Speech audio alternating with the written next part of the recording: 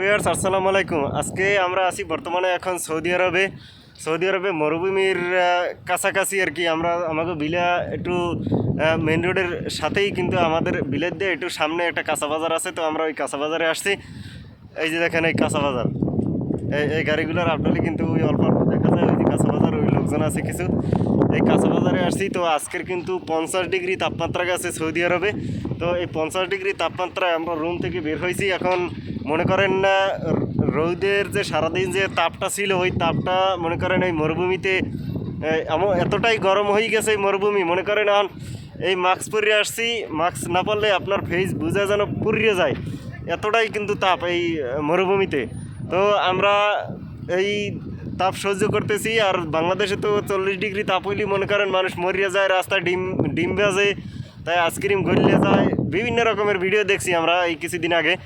তো আসলে আপনারা ওই যেসব লোক বাংলাদেশের 40 ডিগ্রি তাপমাত্রায় হয়রানি হয়ে গেছেন, তারা কোনো দিন জীবনে মনে ভাববেনও না যে সৌদি আরব যাবো।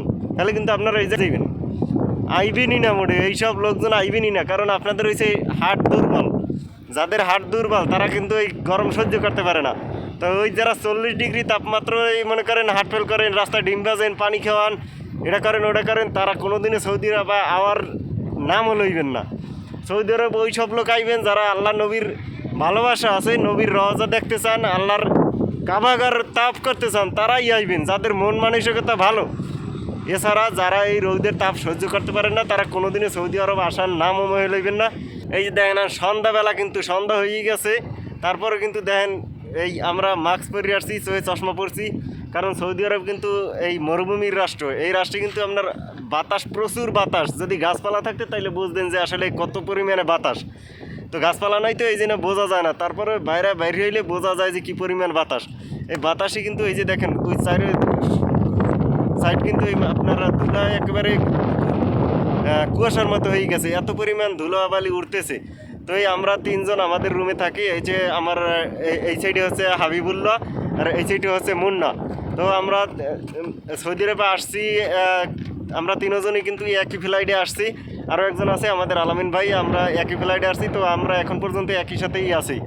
তো আমাদের জন্য দোয়া করবেন, আমরা সৌদি আরবে যেন দেশে ফিরতে পারি, আমাদের মনের আশা যেন কবুল হয় বা পূরণ করতে পারি।